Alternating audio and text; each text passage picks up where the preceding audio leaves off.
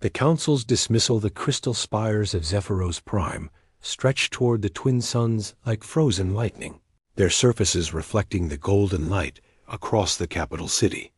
Within the highest tower, the War Council chamber hummed with anticipation.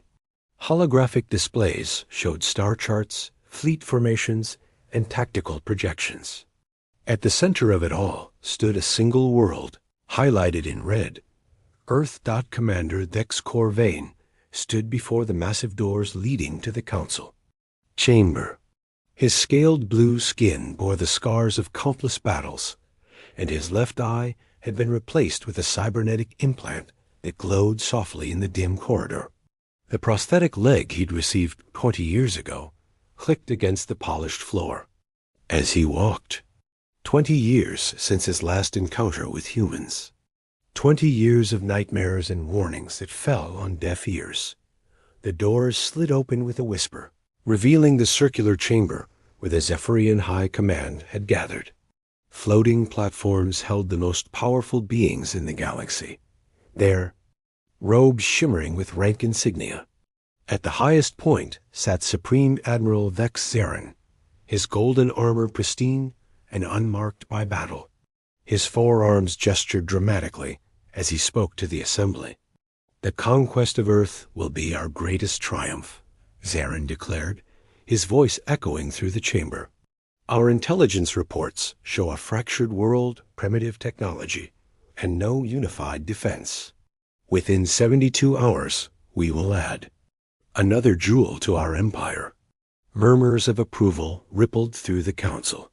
High Counselor Myra Tensic, her silver hair gleaming under the chamber's lights, nodded approvingly. "The fleet stands ready, Admiral. 500 dreadnoughts, 3,000 assault ships, and 2 million ground troops. Surely overkill for such a backward world." Corvain stepped forward, his footsteps echoing in the sudden silence.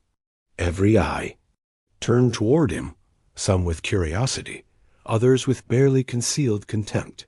He had once been respected, a hero of the Outer Rim campaigns.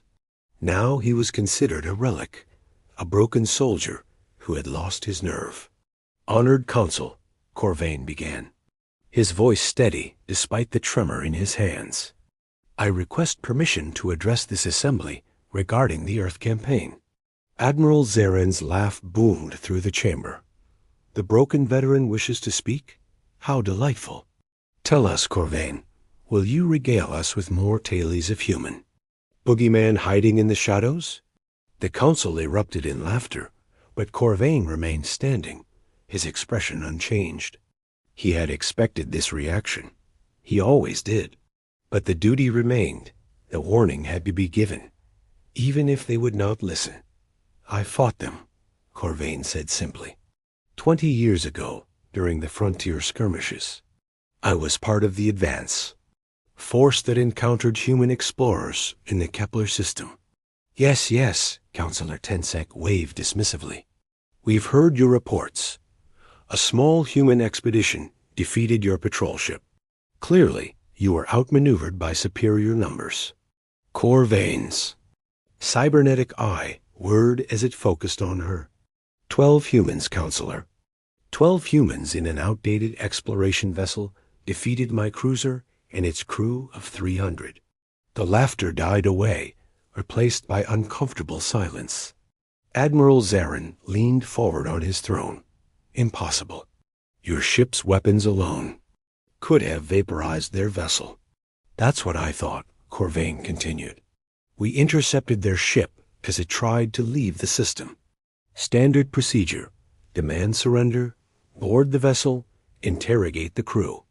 They complied immediately, powered down their weapons, opened their docking bay. It seemed too easy." He paused, his organic eye distant with memory. "The moment our boarding party entered their ship, everything went wrong. Their vessel wasn't disabled. It was a trap. Hidden weapon systems, modified reactor cores, corridors designed to channel us into kill zones. But that wasn't the worst part." "Enlighten us," Zarin said, though his tone had lost some of its mockery. "The humans fought like nothing I had ever seen. No formation, no strategy, no honor codes. They used their own ship systems against us, venting atmosphere to create projectile weapons, overloading power cores to create makeshift explosives. They turned their civilian exploration equipment into weapons of war in minutes. Corvain began, pacing, his prosthetic leg clicking against the floor. One of them, a female, their ship's engineer. She crawled through the ventilation systems with nothing but a plasma torch and a handful of metal scraps. She disabled our boarding mechs by welding their joints shut from the inside. Another, one, barely more than a child, reprogrammed our combat drones using nothing but a portable datapad. Resourceful, admitted Counselor Tensek, but hardly a threat to a proper military force. I haven't finished, Corvain snapped, his composure cracking. When we finally cornered them in their command center, they had already uploaded a virus into our ship systems through the docking connection. Our weapons powered down, life support began failing, navigation went offline. We were dead in space. The chamber had fallen completely silent now. Even Admiral Zarin was listening intently. Their captain, a man named Harrison, he stood there. As my ship died around us and made me an offer, he would give us enough power to reach the nearest neutral station, enough life support to keep us alive, and he would delete the virus from our systems. Corvain's voice dropped to a whisper. In exchange, I would carry a message to our command. What message? Zarin asked. Tell them we don't want war, but we won't run from one. Corvain met the Admiral's gaze. Then he showed me recordings from their homeworld. Not propaganda, not military demonstrations, security footage from their cities, their schools, their homes. He showed me what humans do when their families are threatened. The commander's cybernetic eye projected a holographic image into the Kmiev chamber.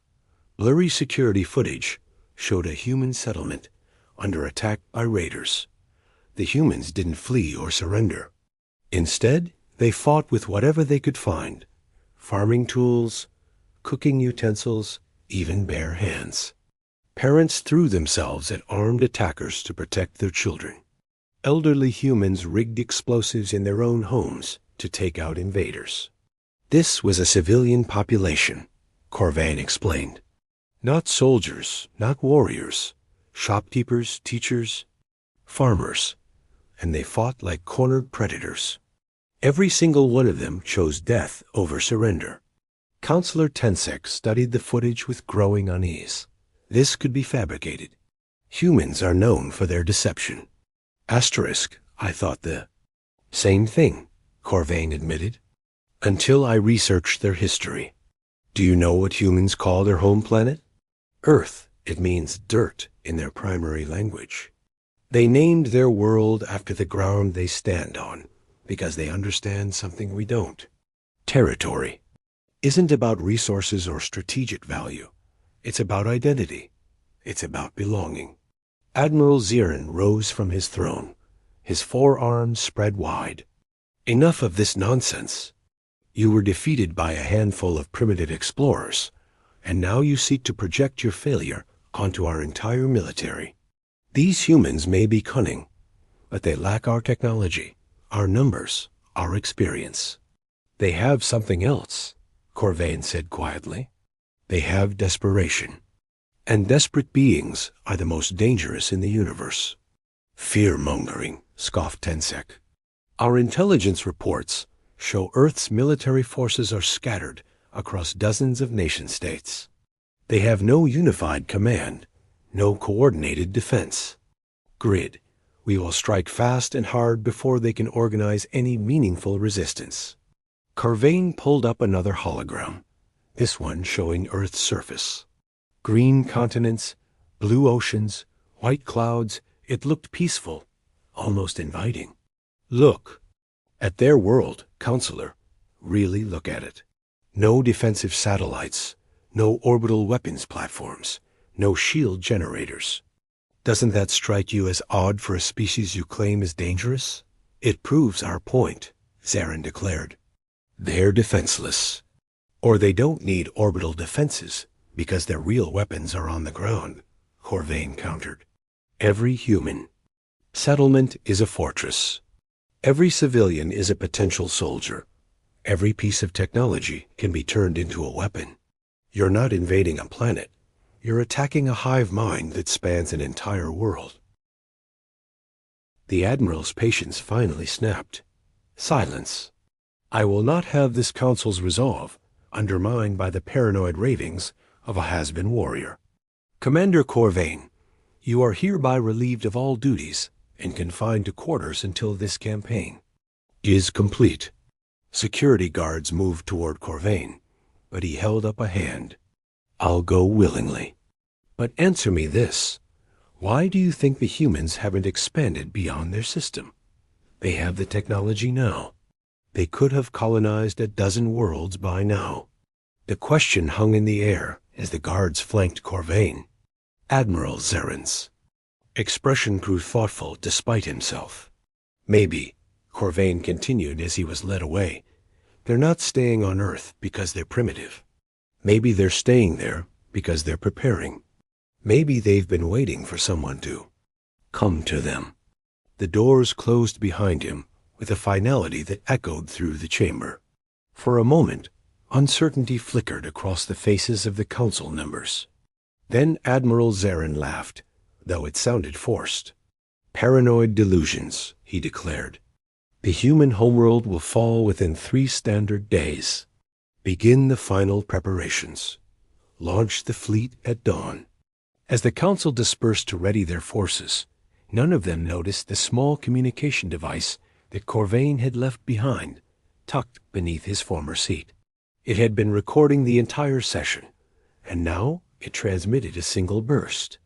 Message toward a seemingly empty region of space dot in the depths of the asteroid belt surrounding Zephyros Prime. Invisible human observation drones received the transmission and immediately began relaying it toward Earth. The humans had been watching. They had been waiting. And now they knew exactly what was coming for them. The trap was set. Asterisk. The massacre begins. Captain Elena Vasquez, crouched in the rubble of what had once been downtown Denver, her rifle trained on the sky. The Zephyrian dropships descended like metallic wasps, their engines drowning out the sounds of destruction below. Smoke rose from a dozen points across the city, but Elena knew most of it was theatrical. Carefully placed charges designed to make Earth's defenses look more damaged than they actually were. Phoenix Command, this is Wolf Pack Leader, she whispered into her unit. Enemy landing in Sector 7. They're taking the bait beautifully. The response crackled through her earpiece in the gravelly voice of General Alexei Volkov. Copy. That, Wolf Pack. Remember, let them think they're winning. We want them nice and comfortable before we show them what Earth hospitality really looks like. Elena smiled grimly as she watched the alien troops emerge from their landing craft. They moved with the confidence of conquerors. They're advanced. Armor gleaming in the afternoon sun. Pulse rifles hummed with energy. And their formation was textbook perfect. Exactly what you'd expect from a superior military force. Subjugating primitive natives. They had no idea they were walking into the most elaborate kill box in human history. 20 miles above the surface, Admiral Zarin stood on the bridge of his flagship, watching tactical displays that showed the invasion proceeding exactly as planned. Landing zones secured, major population centers occupied, minimal resistance encountered. His forearms gestured with satisfaction as he addressed his staff officers. Remarkable how accurate our intelligence was, he mused. The humans are offering token resistance at best. Their military responses are poorly coordinated, their equipment outdated. At this rate, we'll have complete planetary control within 18 hours. His tactical officer, a young Zephyrian named Kess, studied the readouts with a puzzled expression. Admiral, I'm seeing some unusual patterns in their defensive formations.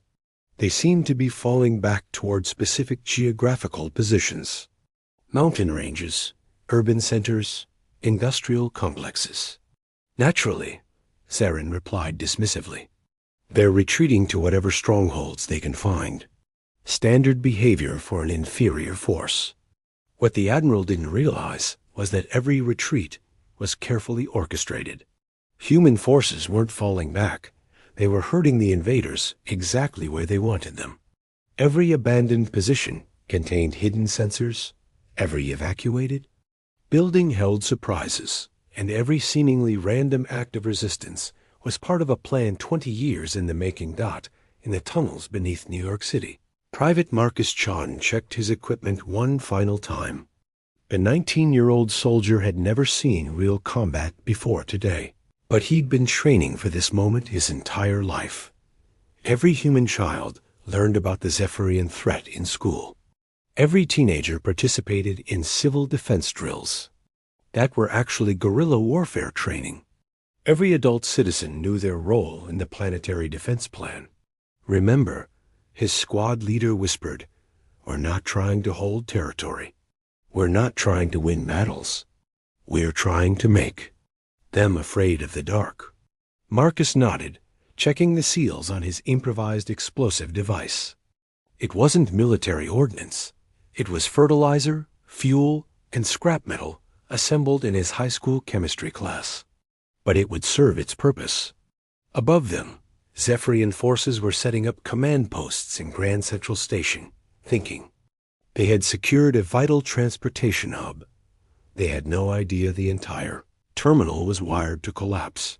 The first sign that something was wrong came at 1800 hours Earth time. Admiral Zarin was reviewing casualty reports when his communications officer went pale. "Sir, we're losing contact with ground units across multiple sectors. Last transmission from Bravo Company was a distress call about shadows in the smoke, then nothing." Zarin frowned.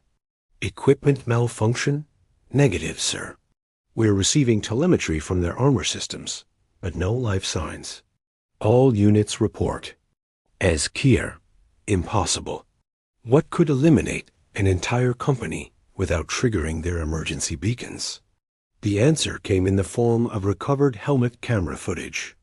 On the main screen, shaky images showed Zephyrian soldiers advancing through a ruined city street. Everything appeared normal until the moment they entered an intersection. Then the buildings around them simply collapsed. Not from bombardment or explosives, but as if they had been carefully designed to fall in a specific pattern. The soldiers scattered, but there was nowhere to run. Debris channeled them into narrow alleys, where hidden humans waited with weapons that shouldn't have been effective against Zephyrian armor. Yet somehow, improvised railguns built from household materials punched through military-grade protection. Acid bombs made from cleaning supplies ate through energy shields. Even simple crossbow bolts found gaps in defensive systems. Asterisk, how are they penetrating our armor? Zarin demanded. His chief engineer pulled up technical specifications. "Sir, they're not attacking the armor itself. They're targeting the joints, the ventilation systems, the sensor arrays. They know exactly where our equipment is vulnerable." "That's impossible. Our armor specifications are classified at the highest levels." What Zarin didn't know was that human intelligence had been studying captured Zephyrian equipment for 2 decades. Every piece of technology recovered from Corvain's encounter had been reverse-engineered, analyzed, and tested. Earth's engineers knew Zephyrian systems better than most Zephyrians did. As night fell, the true nightmare began. Human forces had spent 20 years preparing for urban warfare in their own cities. They knew every sewer tunnel, every abandoned building, every blind spot in their own infrastructure. More importantly, they had modified it all. Captain Vasquez led her team through maintenance corridors that connected every major building in downtown Denver. The passages hadn't existed a year ago.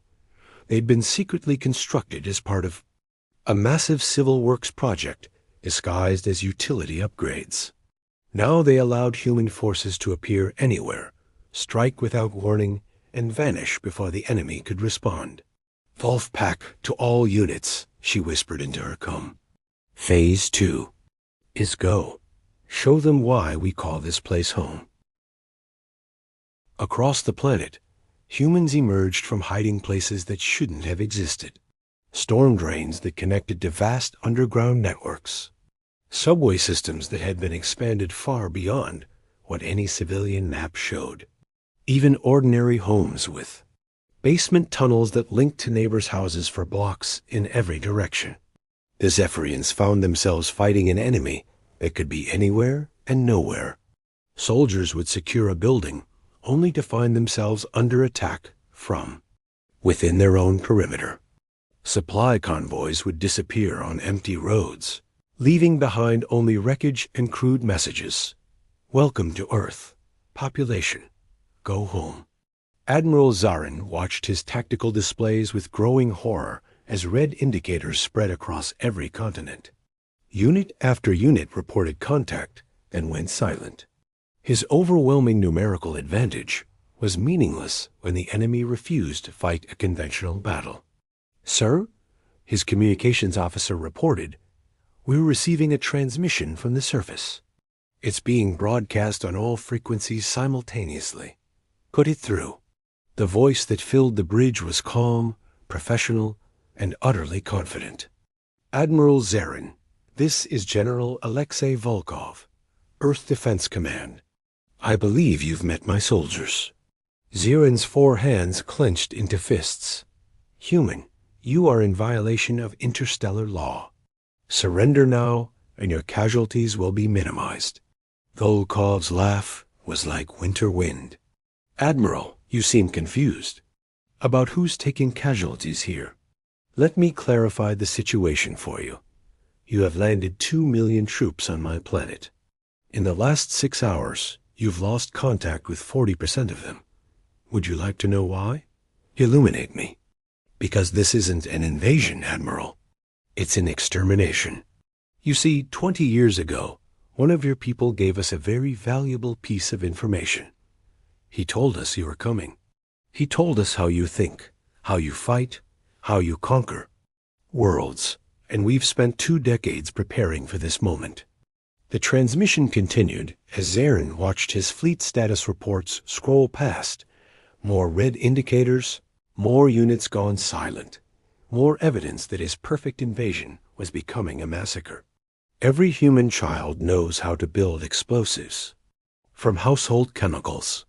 Every human adult has weapons hidden in their home, their workplace, their vehicles. Every human city is designed to channel invaders into kill zones. We've turned our entire planet into a weapon, Admiral, and you brought your people directly into the barrel. Zarin tried to maintain his composure, but his voice cracked. "You cannot defeat the might of the Zephyrian Empire.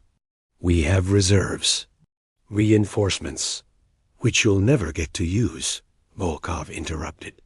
"Because in about 30 seconds, you're going to discover that those communication satellites you detected around our planet aren't actually satellites. High above Earth's atmosphere, objects that had appeared on Zephyrian sensors as primitive. Orbital infrastructure suddenly revealed their true nature.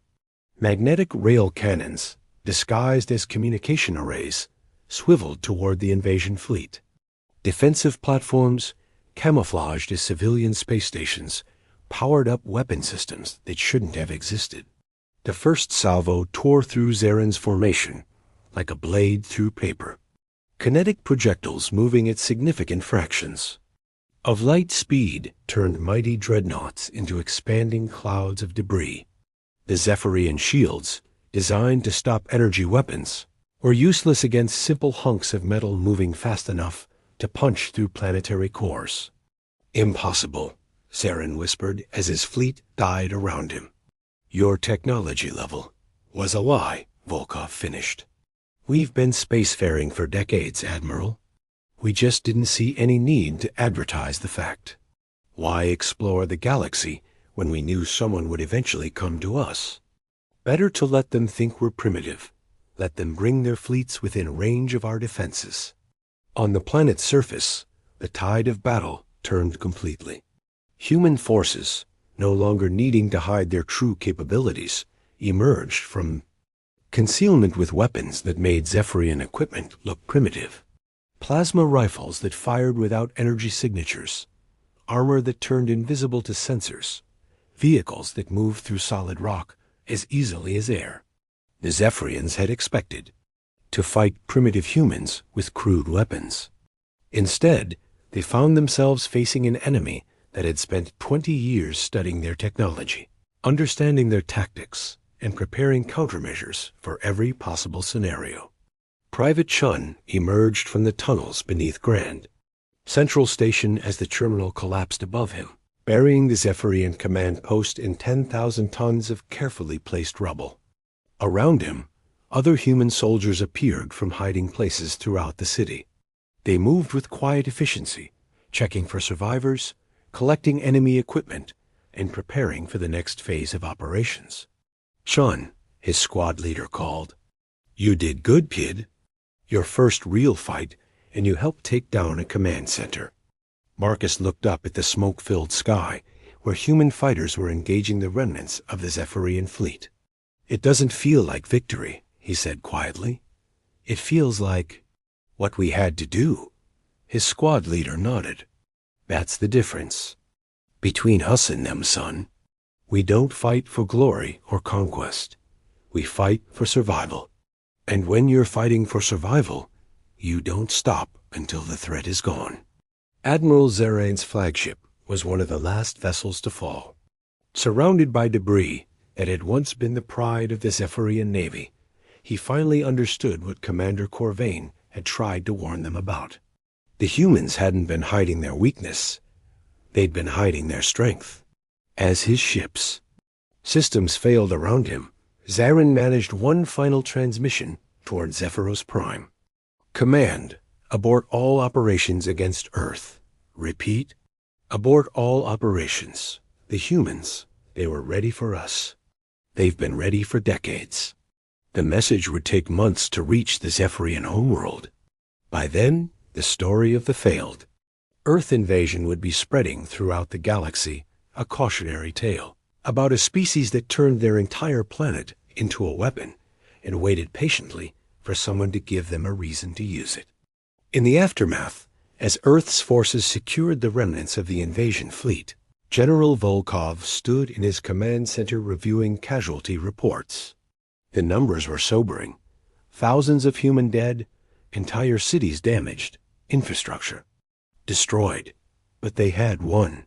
They had sent a message to the galaxy that Earth was not to be underestimated. "Sir," his aide reported, "we're receiving a transmission from the Zephyrian homeworld. It's from someone called Commander Corvain." Volkov nodded. "Put him through." The scarred face of the Zephyrian veteran appeared on screen, his expression grim but unsurprised. "General Volkov, I presume." "I tried to warn them." "We know," Volkov replied. "Your message 20 years ago gave us the time we needed to prepare. A lot of good people are alive today because of your warning." Corvain's cybernetic eye whirred as it focused. "What happens now? My people will not forget this defeat." Volkov considered the question carefully. "That depends on them, Commander. We never wanted war. We just wanted to be left alone. But if they come again," he gestured toward the displays showing the wreckage of the Zephyrian fleet, "well, we'll be ready." The transmission ended, leaving Volkov alone with his thoughts. Outside his command center, human soldiers were already beginning the long process of rebuilding. They would mourn their dead, repair their cities, and prepare for whatever came next. Because that's what humans did. They endured, they adapted, and they never forgot a lesson learned in blood. The galaxy had learned something new that day. Earth wasn't just another world to be conquered. It was home to a species that would turn their entire planet into a weapon before they would surrender. And now, everyone knew it. The warning had been given. The price had been paid. and the humans were still standing. That was all that mattered.